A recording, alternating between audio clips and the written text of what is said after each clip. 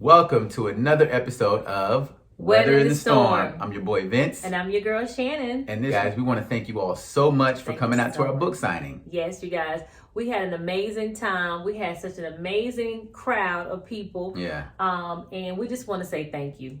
We had a lot of people, baby, who wanted to be there, could not, and they bought a book anyway. Just couldn't make it. But on top of that, guys, we want to give a big shout out and a big thank you to Cloud Bar. Yes. Thank you guys so much for hosting our event. Yeah, if you ever get a chance to go by there, please do. You won't regret it. You won't regret it. So we had a couple of questions that came out during the book signing.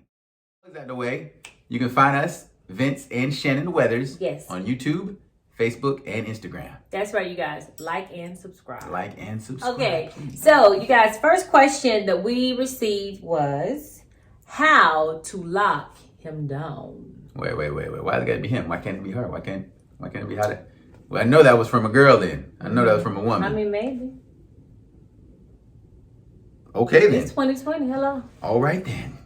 All right, how to lock him down. Yes. You want to go first? I'll go first. So for the ladies who are thinking about, enter into a serious relationship with a guy, and you want to know if he's seriously committed and you're trying to lock him into this relationship with you, I would recommend that you don't. That is not your job. It's not your responsibility to lock him down. So for me, the scripture gives me all the relationship advice I need when it comes to securing the man and the bag. And the Bible says that a man that findeth a wife findeth a good thing and obtains favor from the Lord. So ladies, you don't have to lock him down. If a man wants to be with you, he will be with you. He'll lock himself down. Well, there you go. You have anything you want to add to that? I don't need to add nothing to that. No, I'm just playing. Of course I have to add something to that. All right, so the first thing I want to say is you can't. You can't lock him down. Like my wife said, he has to choose to be locked down. Choosing to be locking down? That just sounded weird. Choosing and locking. Choosing and locking. He has to choosing to be locking down. So we're hunters. Guys are hunters. We're not naturally feeling being locked down. I don't feel like being caged. Okay. Right? Okay. So you have to let him walk in that cage. Right? You have to let the animal walk in the cage and get the meat. Like we be hunting. Sorry, I was thinking about something else. But anyway, you cannot lock him down. I just want you to know I'm cutting that part out. You cut that up, but that's good. That's Go good ahead, stuff. honey. All right, so you have to let that man lock himself down. Like my wife said, you cannot lock him. And the flip side of that, to the women, the guys, you can't lock the girl down. You can't, say, hey, I want you to do this and I want you to be my girl for life and all this other stuff. Of course, that's what you want to say. That's what you mean. But you can't come out the gate with that, right? You're not going to lock her down. He's going to chase Shan away. Yeah. If anybody came on, in fact, the reason why it took so long for us to date is because Weathers came on too strong.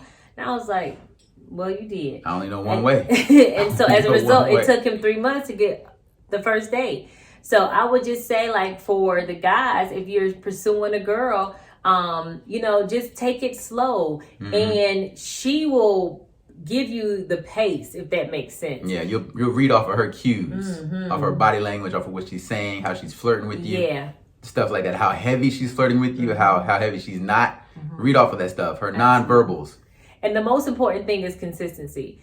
Ladies, if a man wants you, he'll be persistent. I don't care how many times you tell him no. I don't care how many times you close the door in his face. I don't care what you do.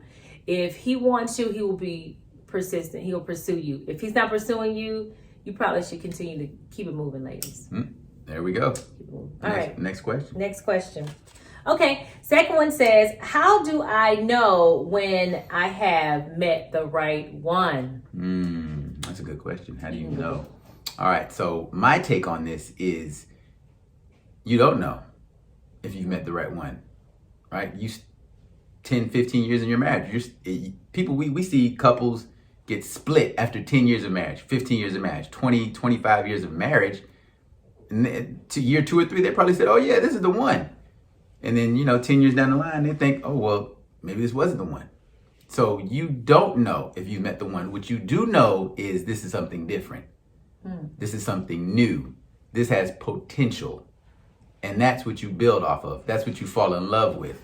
So to answer that question again, you don't know if you've met the one. But you do know that this person has potential and that this is something new and different that you could possibly spend the rest of your life with. So I don't agree with him. Well, this is where we agree to disagree. I do not agree with him because that wasn't even the case for you. You told me you knew. You was like, when I saw you, I knew. Like, this man saw me at church, saw me give an announcement, followed me downstairs after church like a stalker, introduced himself to me, and then when he left, I didn't give him my number. He gave me his, and then he began to call all these other women to cut it off. So something inside of you knew that, I don't know if she's my wife, but this is something special, and I'm taking my chances. So, like I said, I knew it was something new, it was something different, and it was something that had potential. But you never did that. You never cut off. I felt like you knew something. You knew, like, I just said what I knew. I didn't feel that with the other ones. I didn't feel like I could do this for a long time. So so you don't think you know that I'm the one? We've been married almost 10 years. Of course. You just said in a relationship, sometimes people are in a marriage for 10, 15, 20 years. Yeah, that's because it changes. But that doesn't mean that they weren't the one. Well, there you go. That's another question for another day. Okay. So this is what I believe. I believe that you do know. I believe that what comes to you are revelations. It may not happen the first day, the first month, perhaps even the first year. It depends on the tempo of your relationship. I believe that certain things will happen to give you confirmation that this is the one. My feelings happened very quickly when we started dating. I felt myself falling like, So you knew I was the one? So I wasn't sure. Mm-hmm. I did say that there's revelations. Mm-hmm. But she's not asking what day is it. She's asking, how do you know? And I think that comes with time. Revelations in your relationship will show you that, hey, this person might be the one. Or just confirmations. I believe in prayer. I believe that God, winks at me and lets me know this is the right move, Shannon. Who winking at you? His name is Jesus. And some other dude. This dude was winking at the post office, but shut the camera off. I gotta go. So anyway, you guys, we disagree on that, but it's all good because, hey. Yeah, I think that's a male and female perspective. I think females take more time in the relationship. Like you take more time to know if you really want to be with this person. Guys, we know within the first couple, weeks or whatever, or days, like I know this person is something that I could potentially spend a lot of time with. Now, it's not till later on down the line when we pop the question that we know that you might be the one. But initially, we know that, like I said, this is something new, this is something special, and this is something that we could grow into. Okay. All right, so how do you deal with temptations when you are seriously dating?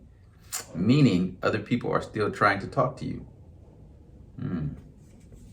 Okay. So I dealt with this, okay? She dealt with it a couple times in the club. Hello. And the truth is I kind of still deal with it. Like, because you get married doesn't mean that people are going to not try to talk to you or not try to date you or not try to, pursue you. It happens. A ring doesn't change anything. It doesn't curve, the appetite for other men or women to pursue you or your spouse. Doesn't change. But for those of you who are dating and you're trying to determine, like, okay, so I'm in this relationship and it's really good, but I got all these men coming at me. Well, girlfriend, let me tell you something. You have to decide, this is where I want to be. If you are looking to the left or to the right, chances are you're not ready and you are to be in a monogamous relationship. What you should do is continue to date until you know, like, you know what? I no longer want this. I don't want this. I only want this with this person. And it's a decision that you make, because there's always going to be someone that's going to be cuter or someone that makes more money or have other qualities that you're looking for in, a spouse. You just have to determine, who do I want a life with? Do I want a life with this man? Does he, check all my boxes? Can I live with most of the things that he's presenting? Or can I not live without it? So it's a decision that you got to make and stand firm on it. Because if you have one foot in the door and out the door, you're never going to make it work. It's biblical again. Why you say that? 1 foot in the world and 1 foot You're on that fence. Yeah, so I would agree with my wife on this one. Okay.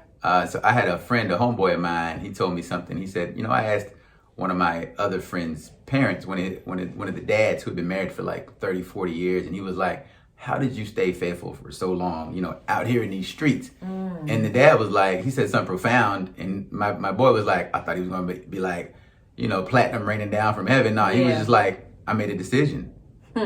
And so, and that's the bottom line. It's a decision. Either you choose to or you choose not to. Or you choose not to. And that's what it comes down to. It's just a decision. It's a decision that you have to make. So girlfriend, boyfriend, if you're in a relationship and someone's trying to holler, tell them holla, holla, and just focus on the relationship that you're in right now. Yep. Decide. Okay. Sorry, babe. Let's recap before we end. Of course, yes. All right. So the first question was, how do you lock them down? Remember, ladies, if you're trying to lock a man down, you're gonna be going round and round.